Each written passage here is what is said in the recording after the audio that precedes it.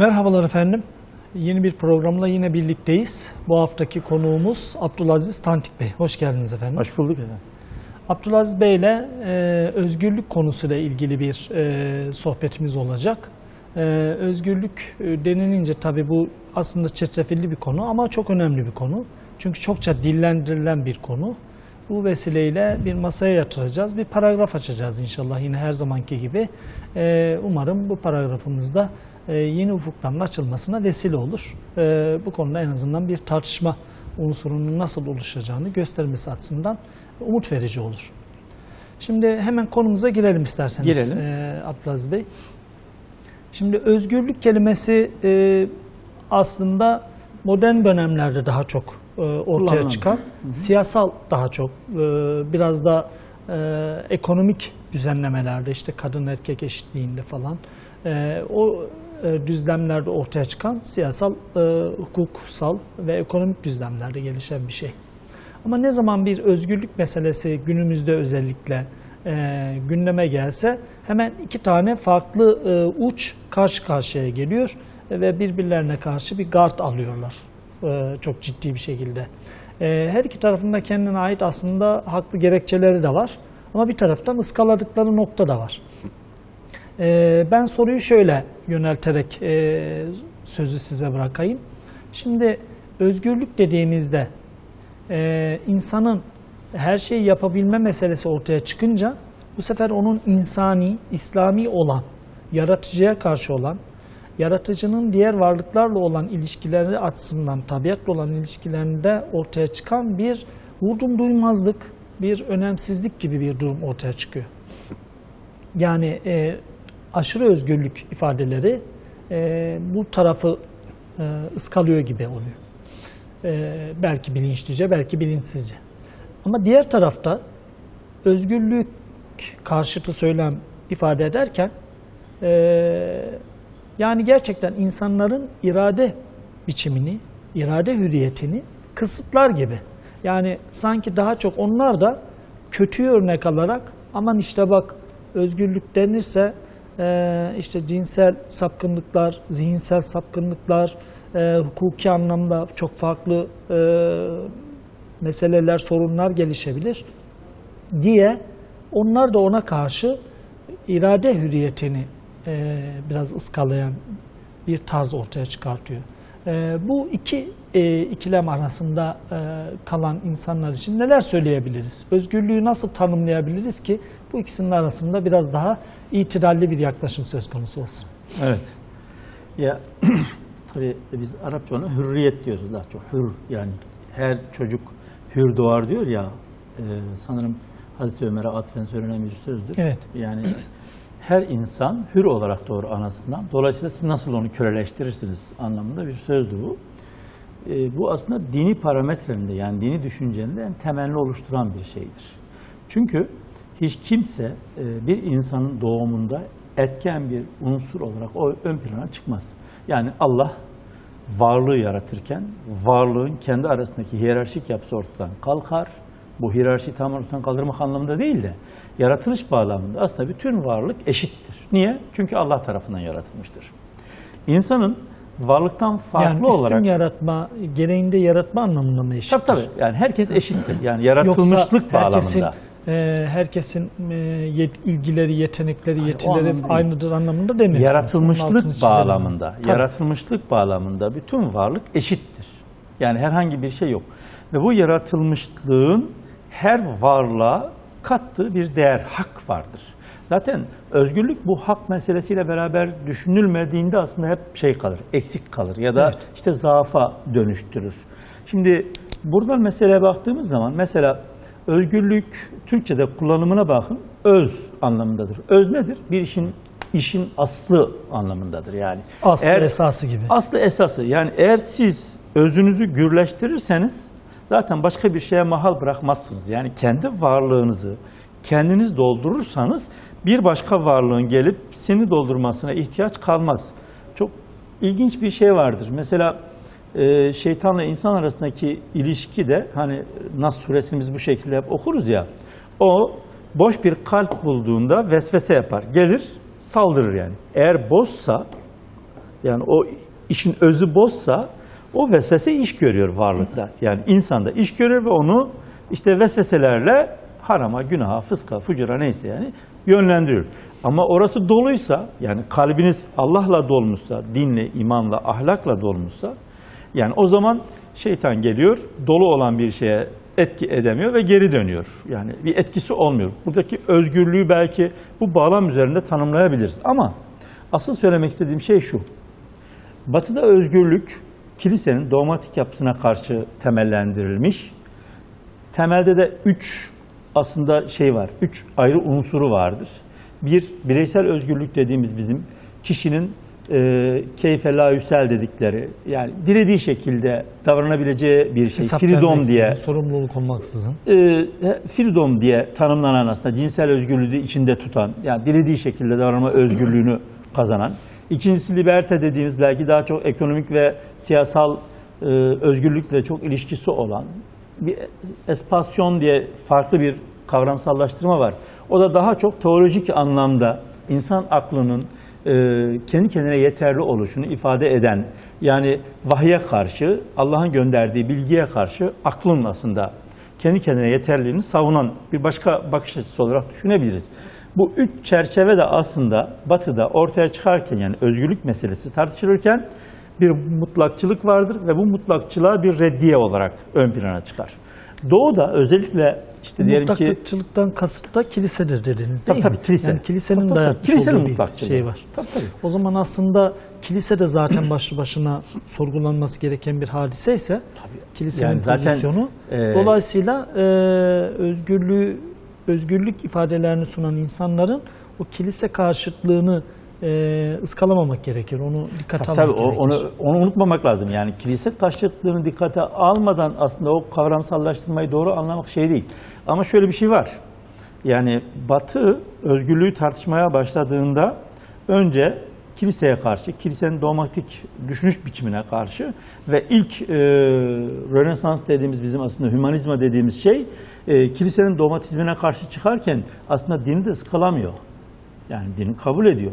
Oradaki inançları kabul ediyor. Orada daha samimi bir şey var. Sadece mutlaklaşmaya karşı, o kurumsallaşma biçimi. O kurumsallaşma biçimine yani karşı bir itiraz var. Fakat falan, 17. yüzyıldan sonra Descartes'le beraber başlayan süreçte artık dine karşı bir tavra dönüşüyor. Descartes da Müslümandır, inançlıdır sonuç itibariyle, Hristiyandır yani. Evet. Ama buna rağmen oradan beslenen unsurlar daha sonra rasyonalizmin farklı türleri ve pozitivizme yaslanarak oradan da materyalizme geçtiğinde artık din ya da Tanrı dediğimiz mefhum ortadan kalkıyor ve onlara karşı insanın egemenliğinin ön plana çıktığı bir şey söyleniyor.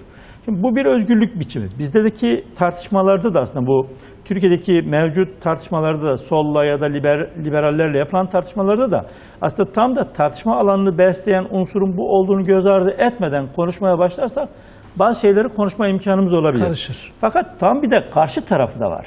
Yani Hint gibi, Çin gibi. Ona geçmeden özür dilerim. Yani diyorsunuz ki kurumsallaşmaya karşı, yani başka bir açıdan sosyolojik olarak gelişen özgürlük sonra birden ontolojik bir şekilde varoluşsal bir biçime dönüşüyor. Süreç Dolayısıyla Hristiyanlığın kilise kurumuna karşı olan başlayan bütün bir dinlere, Tanrı'ya kadar uzanıyor. Tabii. Yani sonuçta buraya varıyor iş. Zorunlu bir sonucu muydu? Yani hayır, öyle olmayabilirdi ama evet. Ya bir asıl kırılma akla verilen şeyle beraber başlıyor aslında. Yani akıl kendisi bir bilgi üretme mekanizması olarak kabul edildiği andan itibaren aklın ürettiği her bilginin kendi meşruiyetini oluşturmasından tevellüt eden artık yani akıl işte vahye ihtiyaç duymaz. Niye? Çünkü akıl var zaten yani. Ve bir bilgi elde ediyor bunu. Bu bilgiyi elde ederken artık vahye ihtiyaç duymuyor. Bu bir tercihti. Tabii. Batı bu tercih üzerinden kendini sürdürdü ve bugün gelinen noktada zaten gösteriyor onu yani. Vahiy ve risalet olmayınca da Tanrı daha deistçe bir şeyle gökyüzüne çekiliyor. Tabii yani. Tanrı'nın hakkı Einstein, gökyüzünde, bizim hakkımız ise yeryüzünde. Yani izafiyet teorisi biraz da zaten bunu ifade ediyor. Tanrı-Sezar ikilemi doğuyor. Aynen. Evet. Zaten bu Hristiyanlığın temelinde de vardı zaten. Şimdi Doğu'da ise tam tersi. Ona gelelim. Doğu'da ise yani düşünme yetisini ya da var olma yetisini neredeyse sıfırlayan her şey Tanrı'da yok olmayan, nirvana diye kabul edilen, burada bizde mistik anlayışlarda falan da biraz var. Yani insanın kendinden vazgeçip bütün her şeyini teslim ettiği bir meta, aşkın varlık. Buna teslim olduğunuzda da bu sefer aslında var olmanın asgari koşulları da ortadan kalkıyor. Yani siz neye teslim oluyorsunuz? Aşkın bir varlık var. Gideceksiniz, tamamen teslim olacaksınız. Hiçbir eylemde bulunmuyorsunuz. Yani mutlak determinizm diyebileceğimiz, bizde belki nispeten cebriye diye tanımlanan İslam düşüncesi içerisinde de ön plana çıkan, yani her şey Allah'ın tek elinde, dolayısıyla her şey Allah yapıyor. Eyvallah, yani elbette ki Allah'ın tek elinde olmayan herhangi bir şeyin varlığı söz konusu olmaz. Ama bu insanı sorumlu kılan şey nedir sorusuna cevap üretmez o zaman. Yani eğer her şey Allah tarafından yapılıyorsa o zaman benim yapıp etmelerimi de Allah belirliyorsa benim sorumluluğum nerede sorusu bence çok temel bir soru. Bu soru bize aslında bir taraftan Mutezili'yi, bir taraftan Eşari'yi, bir taraftan Maturidi'yi denge olsun diye çıkaran süreci de ifade ediyor. Bence daha temelden bakmak gerekiyor bu meseleye. Ben insanın varlık olarak yaratılışının özünde aslında hür yaratıldığını düşünüyorum. Ve insan kendi eylemlerinin yegane sahibi olarak görünüyor. Fakat insana bu özellik tanınırken, yani bu kategori kendisine verilirken aynı zamanda bir sorumlulukla tevdi edilmiştir. Çünkü siz dilediğiniz şekilde yapabilme imkanlarına haizsiniz. Tabi buradaki temel kastım tercihlerle ilişkilidir. Yani ben mesela annemi babamı seçemedim. Ben doğduğum dili seçemedim. Ben işte coğrafyayı seçemedim. Yani benim dışımda zaten bir sürü beni aşan, beni zorlayan, yani benim değiştiremeyeceğim bir sürü alan var. O alanlarla ilgili zaten bir özgürlükten falan da bahsetmek çok komik olur yani. Ama insan tercihlerini tamamen kendisi tercih ediyor. Yani hayatını düzenlerken, hayatını değiştirirken, hayatını bir yere yönlendirirken o tercihlerin sonucunda aslında o gerçekleşiyor ve dolayısıyla bu yüzden de sorumluluk ön plana çıkıyor. Burada da her olguda olduğu gibi özgürlük olgusunda da iki boyut var. İki tane temel boyut var. Birisi negatif boyut, birisi pozitif boyut. Negatif boyut olarak özgürlüğü düşünüp yani kendi egonuzu, kibirinizi, bencilliğinizi, kendi nefsinizi çok ön plana çıkarıp hiçbir şeyi takmaz olursanız kibir üzerinden aslında kendinize yabancılaşıyorsunuz ve kaybedenlerden oluyorsunuz. O kibir dediğimiz de aslında biraz önce bahsettiğiniz kişinin kendini tanrılaştırma süreci yani diye tanımlayabileceğim bir şey. Madem akıl bende, madem yetenekler bende, o halde istediğimi yaparım şeklindeki o biraz önce söylediğiniz ontolojik anlayışa varıyor. Yani mikro tanrısallık diyebileceğimiz, yani kişinin kendini haşa Allah'ın yerine koyması gibi bir şey bu yani. Benim aklım var, ben işte irade ederim, ben yaparım, ben ederim falan deniyor ya. Bunların hiçbirinin aslında doğru bir tarafı yok. Ama bunu yapıyor. Ama bunun karşılığında Allah hesap soracak. Çünkü sorumlu. Pozitif boyutu nedir? Sadece hesap sorma da değil ama sanki bu yaptıklarının çok zaten da memnun olur bir tarafı da çıkmıyor zaman içerisinde. O yani olmuyor. Dünyada bile onun huzurlu olmuyor. Bir geri dönüşü var sanki. Tabii kesinlikle. Yani yüzleşme zaten her iki boyutu da gerçekleşiyor.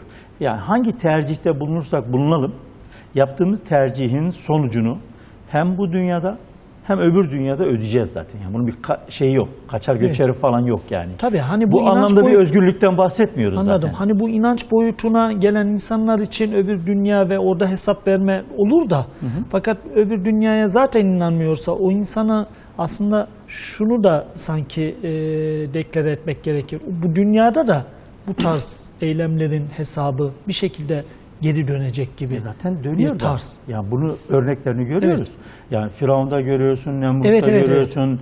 Yani işte yaşayan çağdaş zalimlerde görüyorsun.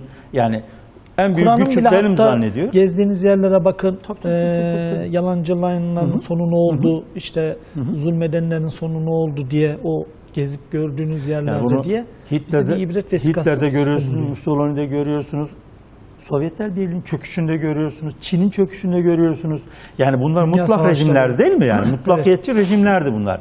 Ama ne kadar sürebildiler? 30 sene, 40 sene sürebildiler yani. Dünya sistemi dediğimiz şey bizim Amerika'nın 2. Dünya Savaşı'ndan sonra kurduğu ne kadar sürdü? 30-40 sene sürdü. Yani 89'da diyelim ki Sovyetlerin çözülmesiyle beraber aslında dünya düzeni dediğimiz hikayede rafa kaldırıldı yani. Dolayısıyla burada bir mutlakçılığın aslında insan yaşam boyunca da o mutlakçılığın birkaç defa yani o tarz özgürlüğün aslında sonuçlarının dünyada da karşılığını gördüğü çok açık. Artı bence daha önemlisi bireysel olarak yani her insan yabancılaşmayı kendi derununda yaşar. Yani kendi fıtratına aykırı davrandığında çünkü hani bir tanım vardır. İnsan en temelde baktığınız zaman zaaflarıyla insandır. Gücüyle değil aslında. Zaaflarıyla insandır. Yani sever, acıma duygusu vardır, yenilmeyi tadar, yenilirse işte sevinmeyi, övülmeyi tadar vesaire. O duygusallıklar aslında aynı zamanda duygular bizim zaaflarımızdır ve o zaaflarımızda biz insan oluruz. Dolayısıyla aslında tam da burada özgürlük işte bu duygularımızı kullanırken kendi özüne uygun olarak kullanmaktır. Mesela helalin olan bir şeyi sevmek, sonuna kadar sevmekte herhangi bir beis yoktur. Bu seni güçlendiren bir şeydir. Seni tamamlayan bir şeydir. Ama hakkın olmayan, sana ait olmayan bir şeyi sevdiğinde, yani gözün başka sınırlara kaydığında, harama kaydığında, günaha kaydığında elde etsen bile bu sefer vicdanen değil mi o pişmanlık dediğimiz duygu seni yakıp yıkıyor aslında. Aynı zamanda sosyal problemler de oluyor. Tabii sosyal problemler. Ya fesat dediğimiz şey zaten. Evet, aynen. Yani ben bunu biraz da aslında fark üzerinden de düşünmek gerekiyor. Çünkü özgürlük alanımız bizim farklılığımızla da çok ilişkili bir şeydir. Evet, yani güzel. bizi hem Allah'tan farklı kılan şey hem de diğer varlıklardan yani hayvandan, bitkiden vesaire tür yani dağdan, güneşten, aydan neyse yani. Onlardan farklı kılan şey aslında bizim özgürlük alanımızda belirliyor. Sadece insanla diğer varlıklardan değil. Mesela tabii. beni sizden, sizi benden. Tabii. Bireysel olarak da öyle. Çünkü farklı özellikler bir araya geldiğinde belki o zenginlik hepsi Zaten Allah'ın ayeti yani olarak. biz bu farklılıklarımızı serdedilirse.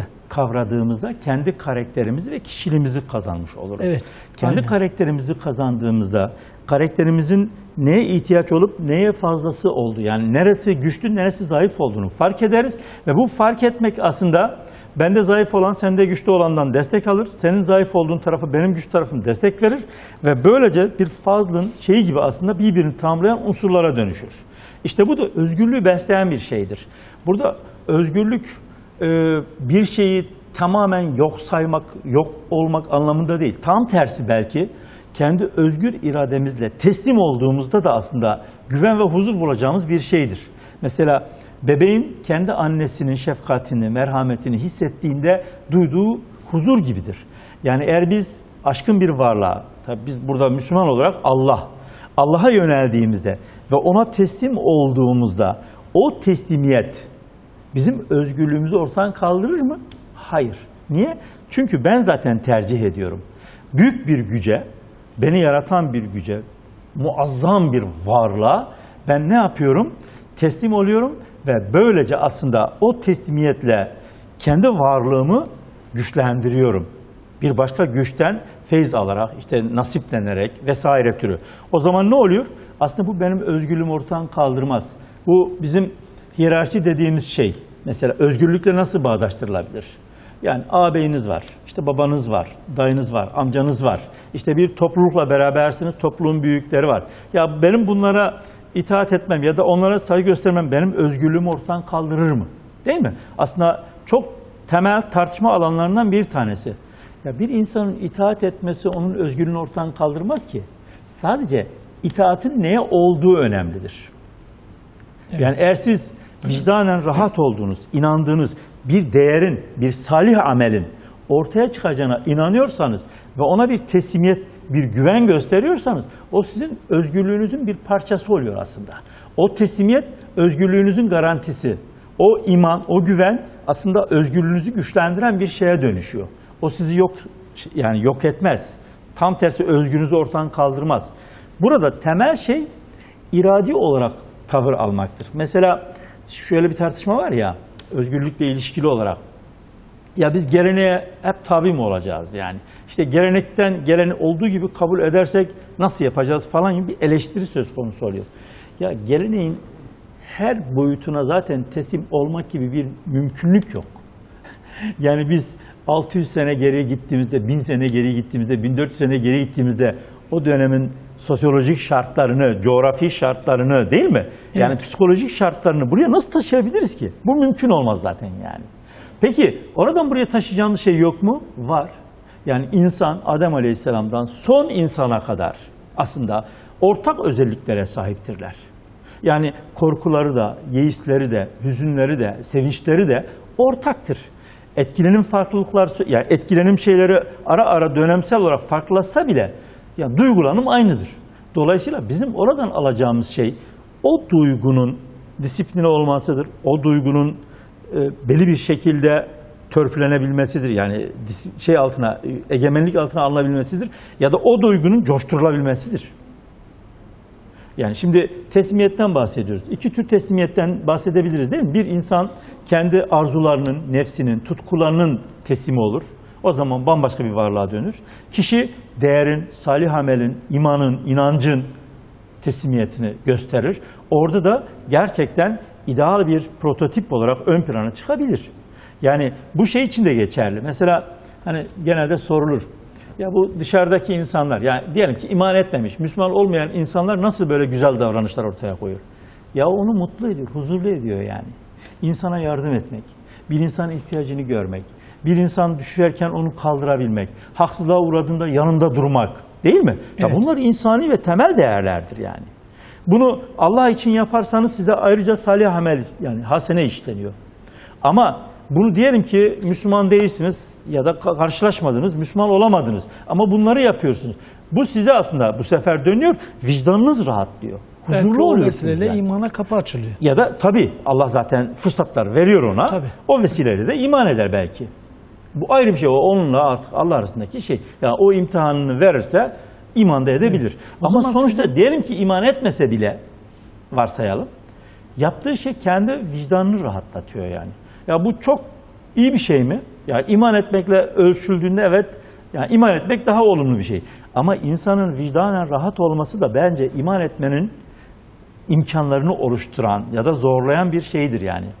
O zaman Dolayısıyla sizin buradan da kapı açılabilir. bu söylediğiniz biraz daha çok insanın özgürlüğünü ne yapabilmesinden çok aynı zamanda beraber olduğu insanlardan dolayı ne yapamaması, ne yapmaması gerektiğini Tabii. de bilincinde olması. Kesinlikle. Yani ben bir şey yaptığımda evet bunu yapabilirim. Yani irade anlamında yapabilirim. Ama yapmıyorum.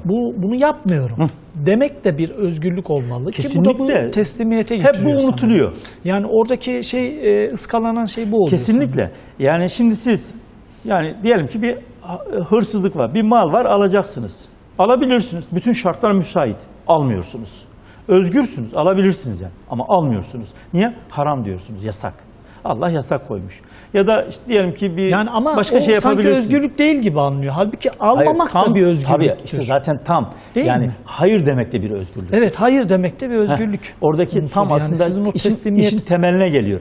La ilahe illallah var ya, Evet. la önce. Niye la?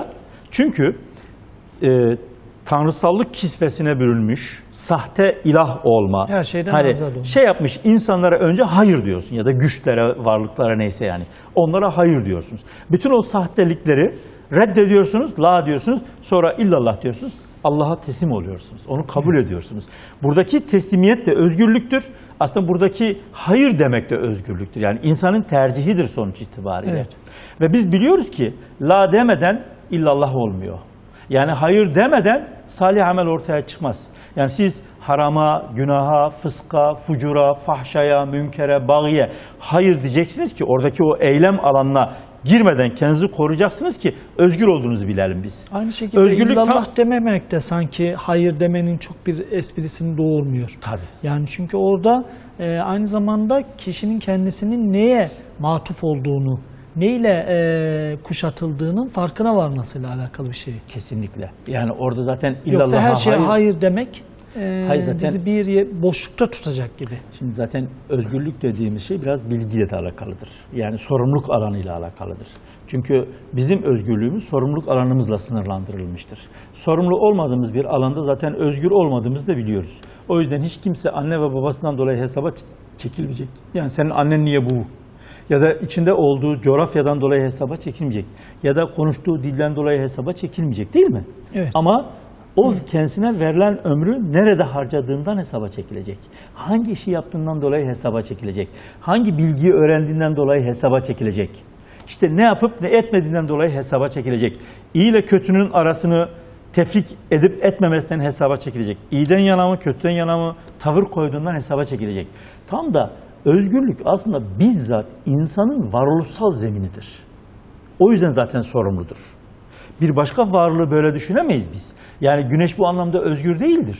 Ya da ay bu anlamda özgür değildir. Ya da gece gündüz özgür değildir. Ya da rüzgar ya da işte ağaçlar, bitkiler, hayvanlar bu anlamıyla özgür değildirler. Sorumlulukları yok. Sorumlulukları yok. Tabii yani gelip gidiyorlar. Onlara bir yol biçilmiş, bir süre verilmiş. O süreyi yaşayıp geçip gidiyorlar.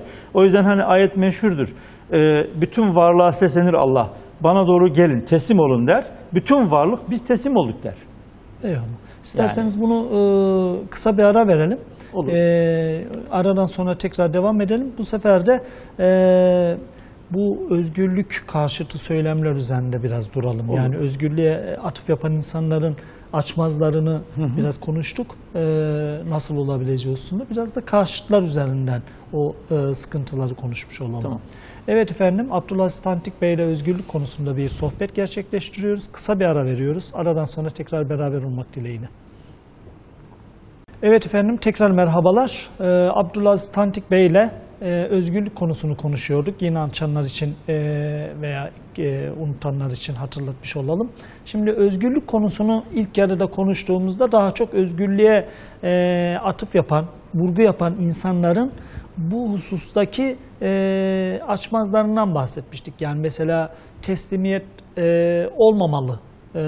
Özgürlük dediğimiz bütün her şeyden, ama her şeyden, yaratıcı da olsa onlardan azade olmaktır gibi çok uç bir noktaya vardıklarını ve bu çelişkiyi konuştuk. Orada da özellikle bahsettiğiniz insanın yapabilmeme özelliğinin de bir özgürlük olduğunu, dolayısıyla bu yapamama biçiminin, bu iradesinin bir teslimiyet merkezde olduğunu, oraya dayandığını söyledik ve önemli bir noktaya altını çizdiği kanaatindeyim.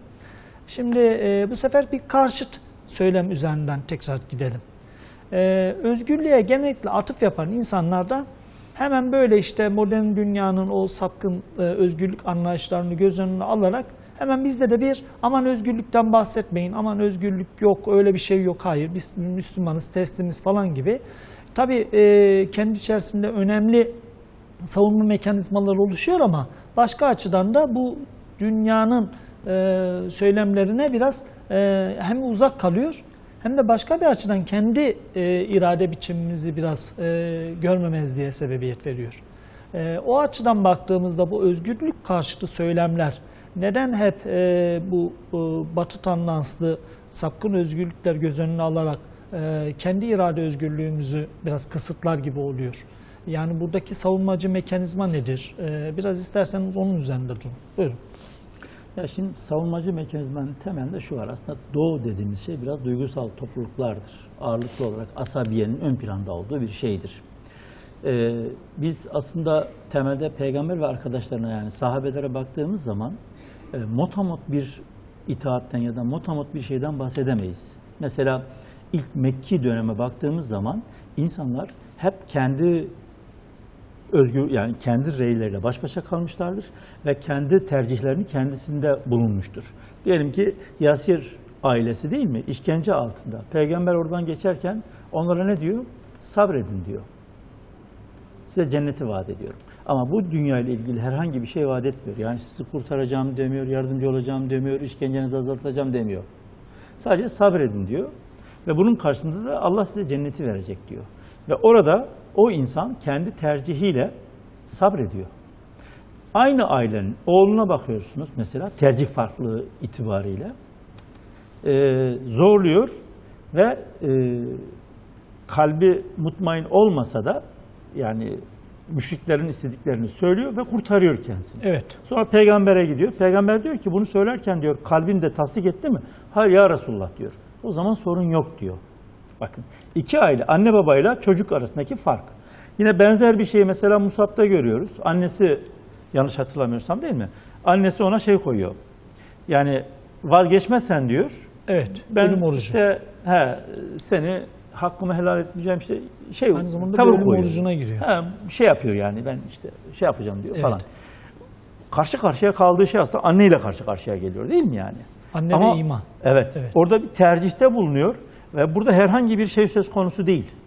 Yani Mekke'deki en temel özellik bütün bireylerin, iman eden bireylerin, fertlerin yani hep kendi tercihleriyle karşı karşıya kalmaları ve iman ederken de kendi tercihlerinden hareketli. Yani herhangi bir telkin, herhangi bir yardım, herhangi bir şey falan söz konusu değil. Bence burası çok önemli yani. O yüzden bunlar ilkler oluyorlar zaten. Medine'de de aslında benzer bir şey var.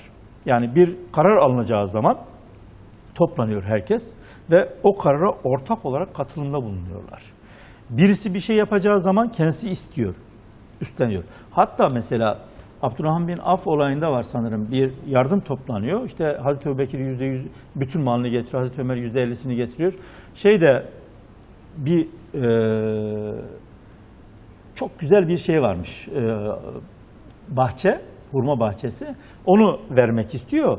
Peygamber diyor ki, sen diyor ailenle danıştın mı diyor. Yok diyor. O zaman diyor git ailenle danış diyor. Kabul etmiyor hemen. Yani burada aslında her insanın kendi özgürlüğünü yani sorumluluğunu kendisi üstlenmesi bağlamında çok önemli bir örnekliktir. Hakeza mesela Hazreti Ömer'inkini de %100 kabul etmiyor. Sen diyor malının yarısını getir diyor. Şimdi burada bizim gözlememiz gereken şey şu. Yani bu cemaat olmanın da temelini oluşturması gereken bir şeydir. Yani ortada bir doğru var, hakikat dediğimiz bir şey var ve bu hakikate her fert aynı şekilde katılmalıdır. Aynı şekilde derken herkes kendi ihtiyarınca. imkanlarınca. Tabii kendi ihtiyarınca. Tabii tabii. Kendi ihtiyarınca. Kimisi çok güçlü olur, kimisi zayıf olur, kimisi orta vasat olur, kimisi işte az olur. Kimi mal yönünden, kimi ilim yönünden, kimi dirayet yönünden. Bu her insanın kendi tercihiyle alakalı olarak katkıda bulunacağı bir şeydir ve sorumluluğunu da öyle üstlenir. Hiyerarşi dediğimiz şey de ahlakidir zaten. Yoksa şu şudur bu budur anlamında değil. Ahlaken daha çok fedakarlık eden, daha çok vefa gösteren doğal olarak da ahlaken öne çıkıyor ve siz ona teslim oluyorsunuz, boyun eğiyorsunuz. Oradaki boyun eğdiğiniz şey şahsın kendisine değildir. Şahsın temsil ettiği değere içkindir aslında. Tabii. O değerler düşerse şahıs da yani geçer. Peygambere mutlak itaat, yani peygamberden bir söz geldiğinde dinle alakalıysa ona boyun eğmemizin temelinde ne yatıyor?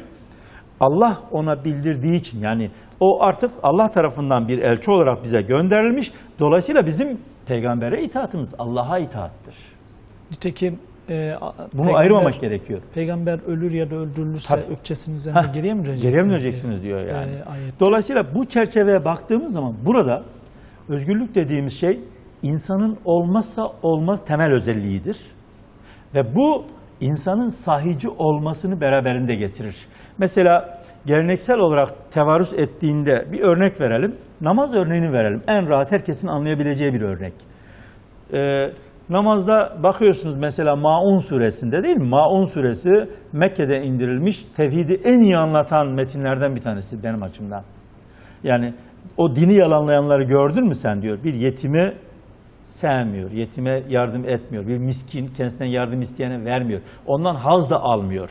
Maunu bile men ediyor. O namaz kılanları, vay o namaz kılanların haline. Şimdi oradaki namaz kılma nedir? An salatihim sahum. Onu artık bir şova dönüştürüyor. İçi boş. Namaz kılıyor. Yani tevarüs etmiştir. Gelenek onu kazandırmıştır. O da kalkmıştır. Namaz kılmıştır. Devam ediyordur. Ama o namaz kılması onu iyilik yapmaya sevk etmiyor. Günahtan sakınmaya sevk etmiyor. Çelişik İnsanlarla güzel ilişkiler kurmaya sevk etmiyor. Evet. O namaz bir boştur. Yani bir aldatmadır aslında. Ve onlar en küçük bir yardımı da ne yaparlar? Engellerler. Şimdi bu anlamdaki bir namazla innes selate tenha anil fahşai vel munkeri vel bagi diye başlayan ayete baktığımızda tam tersi. Namaz sizi fahşadan, münkerden, bagiden uzak tutar diyor. Peki bu namaz iradi olarak kulun tercihiyle kıldığında aslında onu şey yapacaktır. Yani özgür iradesiyle Allah'a kul olduğunda, öyle bir namaz kıldığında o sahici bir namazdır ve o sahici namaz onu kötülüklerden, fahşadan, münkerden uzak tutar. Öbürü sahici değildir. Tevarüs etmiştir, kulaktan dolma ya da görerek öğrenmiştir. Ama her türlü fitne, fesat, fucur, fahşa, münker vardır yani. Hak yer, haksızlık eder, yalan söyler, bilmem ne yapar. Şimdi bu tevarüsen gelen bir şeydir. Ahlak da öyledir.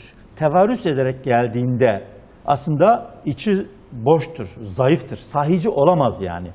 Ama eğer tercih ederse birey onu, onun ahlak olduğunu kabul ederse, iradi olarak onu yaparsa içini doldurmuş olur. O zaman da anlamlı olur. Bu tıpkı şeye benzer. Hani bir söz kalpten çıktığı zaman karşıdaki insanın kalbine nüfuz eder. Ama bir söz kalpten çıkmayabilir, dilden de söylenebilir değil mi? İnanıp inanmamanız bir şey ifade etmez. Söylersiniz. Bugün sosyal medyaya baktığınızda, insanlara baktığınızda ağırlıklı olarak zaten herkes konuşuyor. Hani çok meşhur bir değil mi? Ağzı olan konuşur diyorlar. Bütün o konuşmalar peki neyi değiştiriyor? Hiçbir şey değiştirmiyor. Bir güzelliği, bir iyiliği, bir salih ameli ortaya koymuyor. Halbuki tam tersi gerekir. Yani siz eğer gerçekten bir söz söylediğinizde buna kalbinizle de inanıyorsanız, yani o söz kalbinizden, o duygularınızdan tecrübe edilerek çıkıp geliyorsa muhakkak muhatabın da kalbine işaret edecektir. Yani ona ulaşacaktır ve ona bir etki meydana getirecektir. Bizim sanırım temel sıkıntımız o. Biz özgürlüğü bizzat aslında bu sahicilik boyutu üzerinden değerlendirmiyoruz mesela. Karşı tarafın şeyi de o. Diyor ki mesela ya işte her şey zaten Allah tarafından yapılıyor. Bizim her şeyimiz Allah tarafından belirlenmiş. Zaten levh-i mahfuzda da her şey yazılı. O zaman ne uğraşacaksın ki yani? Tamam, razı olalım diyor. Halbuki Allah insana öyle bir özellik vermiş ki ya insan etrafını değiştirebiliyor. Önce kendini değiştiriyor. Bir kere insan kendini değiştirebiliyor. Bunun örneklerini yaşıyoruz değil mi toplumda? Kendi hayatımızda da gözlemlediğimiz toplumda da bunu görebiliyoruz. Bir insan çok kötüyken çok iyi birine dönüşebiliyor. Ya da iyi biriyken çok kötü birine de dönüşebiliyor. Yani bu gidiş gelişleri görüyoruz. İnsan değişebiliyor. Kendini değiştirebiliyor. Sonra etrafındaki şeyleri değiştiriyor. Sonra onun etrafındakiler değişmeye başladığında aslında tarihi değiştiriyor. Evet. Bu çok önemli bir şey. Mesela Sokrat deyip duruyoruz. Niye? Tarihi değiştirmiş. Kim? Bir adam. Sermayesi konuşmadan ibaret olan bir adam. Değil mi? Evet, çok çirkin olduğu falan bile söylenir. Yani ama bütün tarihin akışını değiştiriyor. Gelelim Descartes'a. Kim? Bir adam. Filozof olduğu için söylüyorum. Ama ne yapıyor? Kendisinden sonraki 500 yılı neredeyse belirliyor yani, değil mi? Gelelim Gazali'ye. Bir adam. Bir insan yani. Ama 1200'lerden 1111 galiba. Evet işte 1200 aşağı yukarı. 2100'lere geldik. Evet. Değil mi yani? 2010'lardayız. 2100'lere geldik. Neredeyse 1000 senedir Gazali'den bahsediyoruz ya. Bir adam kendini değiştiriyor, sonra etrafını, sonra onunla ilgili bütün bir tarihi akışı değiştiriyor. Bütün peygamberler hakeza öyle. Değil mi? Yani her peygamber sonuçta bir insan. Evet. Ve tarihin akışını değiştirebiliyorlar. Bu şu demektir. Yani peygamber tarihin akışını değiştirdiği gibi alim, fazıl ya da filozof ya da aydın aynı şekilde aslında tarihin akışını değiştirebiliyor. Bu da şunu gösteriyor. Her insan tarihin akışını değiştirebilecek bir potansiyele sahiptir. Bunu Abdülaziz İsmail işte A ya da B fark etmez yani. Herhangi bir insan, Ali Veli Selami, Ayşe Fatma Zeynep neyse herhangi bir insan tarihin akışını değiştirebilecek bir potansiyele sahip. Bunun da tek yolu sahici olması, kendi özgürlüğünü bilebilmesi, sahip olması ve bu özgürlüğü üzerinden tercihleriyle de hem kendini hem etrafını değiştirebilme gücünü, istidadını gösterebilmesiyle alakalı. Evet. Yani. Ben de tam onu aslında soracaktım. Sormadan da cevap verdiniz. Yine de o konuda biraz açılım yapalım. Şimdi zaten peygamberimiz de söyler, alimler peygamberlerin risaletin varisidirler. Ama işte bu veraseti onlarda oluşturan nedir? Yani çok okuyup yazmaları olmasa gerek. Yani bir insanın mürekkep yalamış olması tek başına işte şey ne bileyim bir yerlerden diploma, icazet alması bir şey ifade etmez. O onu alim kılmaz. Dolayısıyla peygamber varisi kılmaz. Orada sanırım ve bu bir özgürlük alanı da değil. Yani çok bir şey yani mürekkep yalamak. Sanırım orada özgürlük o bilgiyi yani öğrenmiş olduğu bilgi biçimiyle alakalı bir ilişki kuruyor. O ilişki üzerinden isterseniz biraz durun. Yani o bilgiyi öğrenme, hangi bilgiyi öğrenme noktasında da bir özgürlük var sanırım. Onun eyleme dökülmesinde de. Evet.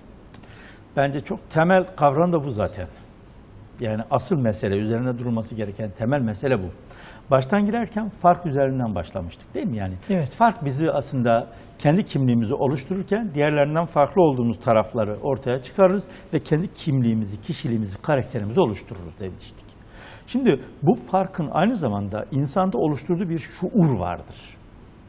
Dikkat ederseniz kafirlerle, zalimlerle, işte bu müşriklerle, fasıklarla ilgili şey yaptığında Allah der ki onlar şuurunda değildirler. La yeş'urun. Onlar şuurunda değillerdir. Yani yapıp ettiklerinin şuurunda değiller. Eğer şuurunda olsalardı öyle davranmazlardı.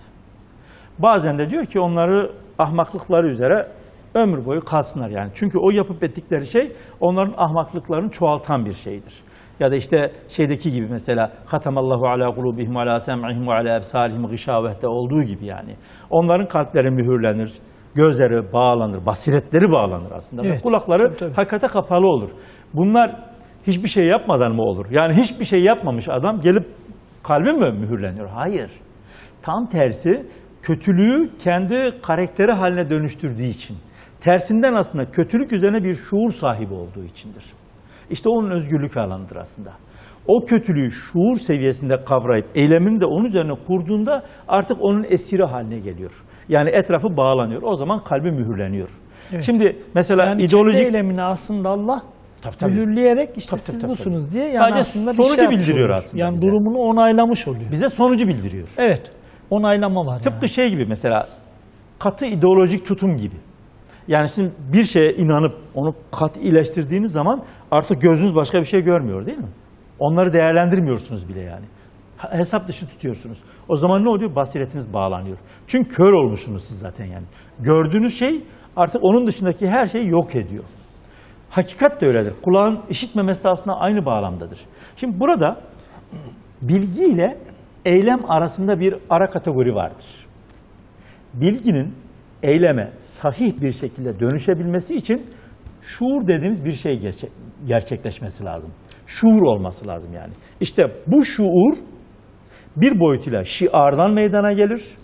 Bu şiar aslında imanın üzerine bina edildiği yani güvenimizin, insanın kabullerinin, güveninin üzerine bina edildiği imanın umdeleri diye kabul ettiğimiz şeyden hareketle oluşacak bir şuurdur.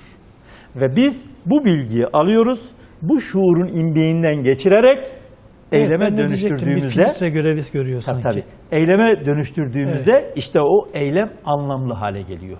O zaman eylem değer kazanıyor. Salih amelin olabilmesinin yegane şartı da budur. Bir müminin diyelim ki bir fakire yardım etmesi salih amel iken inanmayan birinin bir fakire yardım etmesi salt bir yardımdır. İyiliktir yani o kadar. Oradaki iyilik salih amelden bağımsız bir iyiliktir. Yani hayır anlamındaki bir iyilik değildir. İnsanların kendi aralarındaki gibi. Yani belki bir şeydir yani evet. Öyle bir şey. Ama siz eğer o şuur üzerinden geçirirseniz bilgiyi şuur üzerinden tanımlayıp yaptığınızda salih amele dönüşüyor o zaman. O zaman eylem salih amel oluyor ve sizi kurtaran bir özelliğe sahip oluyor. O yüzden attığınız her adım o şuur seviyesi üzerinden iş görmek zorundadır. Bu şuuru da sağlayan iki parametre var bizde aslında. Yani insan varlığında iki parametre var. Birisi insanın duygularıdır. O duygusal akıl dediğimiz şey aslında, duygusal zeka dediğimiz şey üzerinden duygularımızın aslında o tecrübe ettiği şuuru tecrübeye dönüştü, o bilgiyi tecrübeye dönüştürüyor ama şuur üzerinden tecrübeye dönüştürüyor. Ve o tecrübe üzerinden yaptığımız eylemler, o zaman selam vermemiz, besmele çekmemiz, birimizden selam almamız, birbirimize yardım etmemiz hepsi o duygusal zeka üzerinden tanımlandığı için de aslında sizi sürekli bir aşkınlığa doğru sevk ediyor. Yani daha iyiye doğru taşıyor sizi. Yani eğer bir yükseliş söz konusuysa, çünkü hani insan için miraç vardır.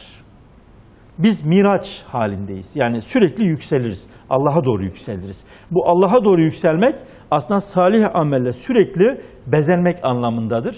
Ve bütün o fasit daire dediğimiz, fısk, fucur, fesat diye tanımladığımız o şeylerden uzak olarak sürekli soyutlanmaktır aslında. O zaman dünya ile olan irtibatınız tamamen kesiliyor. Fakat burada da şöyle bir yanlışa kapı aralamamak lazım. Dünya ile irtibatımın kesilmesi dünyada olmaklığımı inkar etmem anlamında değildir. Evet. Tam tersi, gibi dünyada olmalı, evet. Dünyada yaşamalı, yemeli, içmeli, sevmeli, işte nefret etmeli, kızmalı. Bütün bu davranışları yaparken ilahi rızaya uygun olarak yapmalı. Yani dünyaya çakılı kalacak şekilde değil de. Tabii. Yani evet. Ama buradaki her davranışımın beni ahirete taşıdığını görmemle ilişkilidir. Yani dünyalı olmakla dünyevi olmak arasında bir fark vardır tabii. O zaman vaktimiz de daralıyor, bitmek üzere. Şu konuya da değinelim. Yani demek ki böyle bir anlayış içerisinde bir özgürlük söz konusu ise, böylesi bir şey mümkünse, o zaman salt, inançlı insanların özgürlük ifadelerini hep bu olumsuz bağlamda ele görülüyor ya, hep böyle. Hı hı. Bizim üzerimizde de hep o tarz bir algı manipülasyonları yapılıyor. Sırf bu manipülasyonlardan dolayı özgürlüğe karşı çıkmanın ya da bu tarz söylemlere, bu tarz açıklamalara karşı çıkmanın çok bir esprisi yok. Yani orada teslimiyeti sağlayan insanlara, teslimiyet dairesi içerisinde yine bunu gündeme getirenlere karşı bir şey beslenilebilir. Belki o özgürlük alanları bizim kendi aramızda çiçeklenmemizi de sağlayacaktır. Tabii. Şeyi de unutmamak lazım. Yani kalıcı olanla geçici olan, baki olanla fani olan arasındaki farklardır. Şimdi özgürlüğe karşı tepki koyarken, ya batıdaki özgürleşme hareketlerine tepki koyarken aslında fenadan bahsediyoruz yani. Orada geçici bir durum var ve siz o geçici duruma tepki gösterebilirsiniz. Bu başka bir şey. Eyvallah. Yani biz batıdaki anlamlandırılmış bir özgürlük hikayesine ya da anlayışına zaten prim veremeyiz yani. O başka bir şey yani. O aslında insanın kendi uluhiyetini ilan etmesiyle ilişkili bir şey ve bir sapkınlıktır, bir sapmadır, davuldur yani. Dolayısıyla bizim burada kastettiğimiz şey tam tersi. Hatta bazen insan öyle bir şey oluyor ki, yani insan kendi gerçekliğini kavrayabilmesinin şeyi aslında kendi yalnızlığını çok derinden hissetmesiyle ilişkilidir. Bu özgürlükle de çok alakalı bir şeydir aslında. İnsan özgürleştikçe kendi yalnızlığını fark edecektir. Kendi yalnızlığını fark ettikçe de aslında kendi özgürlüğü güçlenecek ve dolayısıyla diğer varlık alanlarıyla arasındaki farkı kavrayacaktır. Böyle bir özgürleşme gerçekleşmeden insanın kendini tanıması mümkün değildir ve kendisini tanımadan da aslında peygambere varis olması da doğru olmaz. Yani ancak bütün o farkları, yani diğer varlık katmanlarından ayrışarak insan kendi yalnızlığını sonuna kadar yaşadığında kendini fark eder, kendi karakterini o zaman oradan hareketle yeniden inşa eder ve inşa ettikçe hem özgürleşir, çünkü tanıyor artık, kiminle ne kadar karışacağını, kiminle ne kadar birleşeceğini, kiminle ne kadar örtüşeceğini, kiminle ne kadar işbirliği yapacağını kendisi belirleyerek yol alır. Ve o zaman da aslında o işte şey derler ya hani sağlam karakter. Yani üzerinde ana şey gibi, sütun gibi olurlar evet. Onlar. Yani onlar bir sütun ve o sütunun etrafında ancak inşa edebilirsiniz. İşte bu karakter sahipleri aslında sütuna dönüşüyorlar. Yani insanlığın etrafında dönebilecekleri, ona istinaden kendilerini tanımlayabilecekleri bir alan oluşturuyor bu. Zaten biz şunu açık biliyoruz değil mi? Son sözler olsun anlamında. Yani insanların çoğu hüsrandadır. Vel asr bizi çok açık bir şekilde bunu söylüyor zaten yani. İnsanların çoğu cehennem için yaratılmıştır zaten. Bunda bir problem yok yani.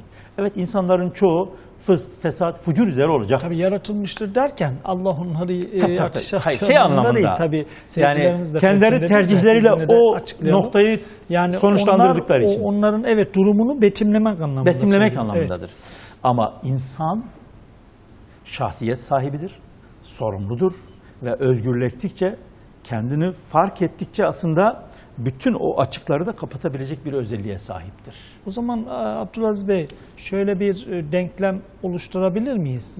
Makul bir şey olur mu?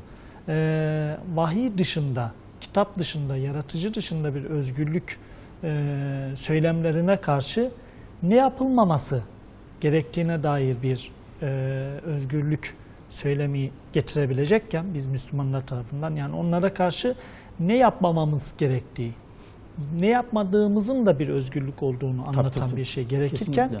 Müslümanlar arasında da ne yapmamız gerektiği sanki, yani çünkü aynı teslimiyet çabasındayız, aynı cemaat yapısı içerisindeyiz. O zaman o yapı içerisinde birbirimize destekleyerek, hani inanan erkekler ve kadınlar birbirinin velisidirler, bilmeyenler kötülüğü sakındırırlar. Nasıl olsa o sütunlar var, o sütunlar bizi dayanağımızdır şeklinde düşünerek rahatlıkla sizin yanınızda benim düşüncelerimi ifade edebilme, eylemlerimi serdedebilme anlamında, tabi mahallenin delisi gibi anlamında değil. Ama dediğimiz gibi o şeyin cemaat yapısının, cemaat derken yani Müslümanların bir arada olabilme anlamındaki ki o da bir rahmettir çünkü. Böyle bir şey, yani birilerine karşı yapmamamız ama birileri arasında da yapmamız gerektiği gibi bir denklem kurabilir miyiz? Tabii, aynen o. Bir de ayet zaten bize bunu şey yapıyor. Eğer siz diyor çaba gösterirseniz, cehd ederseniz sizi yollarıma çıkarırım diyor. Evet. Yoluma değil, yollarıma. Ve biz şunu biliyoruz. İnsan adedince yol vardır. Ama istikamet aynıdır. Yani yönelim, istikamet aynıdır. Ama o istikamette her insanın ayak izini takip ettiği bir yol vardır. O kendi yoludur zaten. Ve ondan hesaba çekilecektir. Biz aynı yoldayız, yani aynı cephedeyiz ve o yolda giderken herkes kendi gücü, kendi imkanı, kendi istidadı, kendini gerçekleştirme oranıyla ilişkili olarak o yola katkı sunar. Kimi az sunar, kimi çok sunar, kimi öne gider, kimi arkadan sürüklenir gelir. Önemli değil. Önemli olan o yolda olmaktır. Eyvallah. Çok Yani, çok güzel. Zaten şey bir bu. ayet-i kerime de var. Sizin söylediğiniz o lenehdiyennehum sübülene, Sübülene. yollarımıza Tabii. ulaştırırız Onu ayeti söyledim gibi. zaten. Benim aklıma da şu geldi. Yani hayırda yarış ettiğimiz müddetçe Allah sizleri bir araya getirir. Getirir tabii. Zaten aynı istikamet olursak yan Bakara yana geleceğiz suresinden, mecburen. Evet. Bir şekilde oluşacak demektir. Benim çok teşekkürler. Çok güzel bir sohbet teşekkür olduğuna ederim. inanıyorum. Söyleyebileceğiniz son sözler varsa özgürlük konusunda böyle mottolar şeklinde de olabilir. Programımızı sizin o mottolarınızla güzel şeylerinizi kapatabiliriz. Buyurun efendim. Eyvallah. İnsan kendisini gerçekleştirmeden gözünü yummamalıdır. İnsanın kendisini gerçekleştirmesi, yani kendi istidadını, Allah'ın kendisine vermiş olduğu o istidatları, o hikmetleri gerçekleştirebilmesi, daha doğrusu şöyle de söyleyebiliriz, Allah'ın sende tecelli etmesini sağlayacak bir potansiyeli harekete geçirmek lazım kişi olarak. Evet, bu da önemli bir kişilik sorunu. Bu kişiliği elde ettiğimiz müddetçe de diyorsunuz, zaten özgürüz demektir. Özgürlüğün dibini de bulmuşuz demektir hatta. Evet, çok teşekkürler efendim. Rica ederim. İnşallah Ben başka teşekkür ederim. programlara yine sizlerle de birlikte İnşallah, olacağız. nasip. Evet efendim, Paragraf programımızın sonuna gelmiş bulunmaktayız. Bir başka programda tekrar sizlerle birlikte olmak dileğiyle başka bir konuyla ve başka bir konukla hepinizi Allah'a emanet ediyoruz efendim.